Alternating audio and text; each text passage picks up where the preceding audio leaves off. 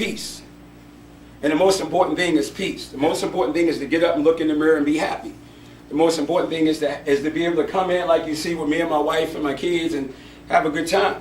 Most importantly is to be a husband that can be loved, because a long time ago I used to be a thug that couldn't be loved because I used to call people with disrespectful names. So when people see me here, I used to talk crazy. I used to treat women like they weren't nothing. So all these efforts that I put forward is not because I'm so holy to now. I just know that I don't want to be that person anymore. And then I think about how would I feel if somebody treated my daughter like I used to treat women.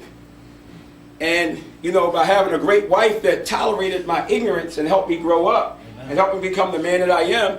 And even when I'm crazy sometimes, she just let me be crazy.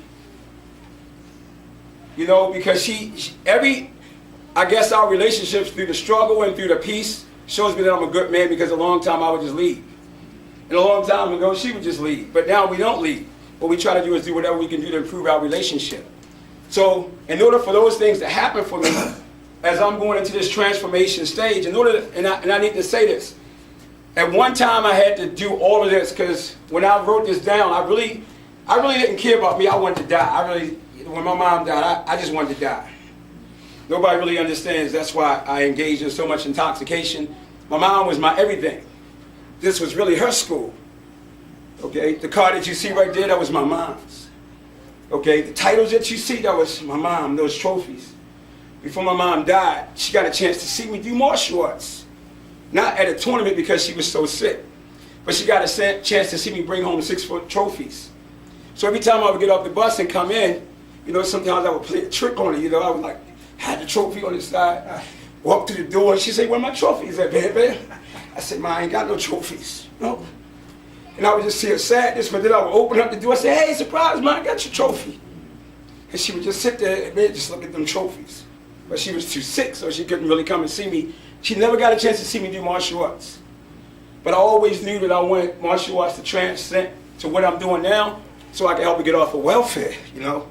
Because to see how people used to treat her when she was in the welfare line, you know, because she was handicapped. So people used to talk about her behind her back, you know, and make her feel like she was less than. But I never missed a Christmas. I remember one time it was so bad, you know, my mom couldn't get Thanksgiving, so she went out and stole a turkey, you know. She wanted to steal the turkey because she wanted to make sure I could eat Thanksgiving. But I didn't appreciate it because, you know, I thought I was the man, you know. But I still knew. I told my son this, I think a couple of weeks ago. For all the bad things I did, even when I was selling drugs, to make my mom happy, and it wasn't. Because when she died, my sister told me, "No, Mommy didn't want you to do that." I thought that she wanted me to do that, but she never wanted me to do that. My sister said she was so afraid of you because you weren't the Bam Bam that she wanted you to be. But I didn't know, because I never had a man around to show me how to be a man, so I had to act like a man. I'm going to say that to you again. That's why I said take off our hats and don't put our feet in shoes. I didn't have a man around that was strong enough to be a man, so I had to be whatever man I could be. It wasn't until I went to jail that I found the man that showed me how to be a man, and now I strive to be a man, but I don't call myself a man because every day I wake up, I don't know what a man really is other than being responsible. If I say I'm a man, then I stop growing. If I say I'm striving to become a man, I keep waking up and I grow, and when I make a mistake, I can admit it to my son and he can correct it. I don't want to be in charge. I want God to be in charge, and I just want to keep on doing his work. So, you know, when my mom passed, man, it was like, you know, she died in my arms. It's funny. I supposed to have been on a bus with my instructor, who will be here today, going to New York City to be on the front cover of one of the biggest karate magazines in the world, called Official Karate. It was my dream come true. Same magazines I used to steal. But because I was selling drugs, I went to a club, and I still say it was God. And I got so caught up into what was going on with the drugs and stuff, that when I came home and I walked through the door, my sister said, "You supposed to be on the bus going to New York. Master Brown been calling." I ain't trying to hear that. Leave me alone. And she just, you know, went off and went in on me, and she said, "I'm going to tell everybody how bad you are," and whatever. So I just kept on doing what I was doing. Even when the phone was ringing, I knew it was Master Brown. I just didn't answer the phone. But I'm glad I didn't answer the phone, because you know why? When I fell asleep at 6 o'clock in the morning, my sister said, "Wake up. Mommy wants you. Mommy's dying." So when I went in the room, Take your time, man. Take your time.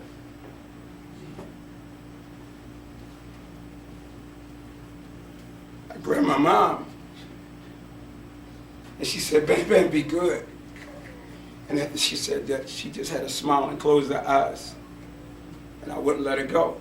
They had to pry me away because I didn't realize that everything that I worked for was now gone. So what else was there to work for?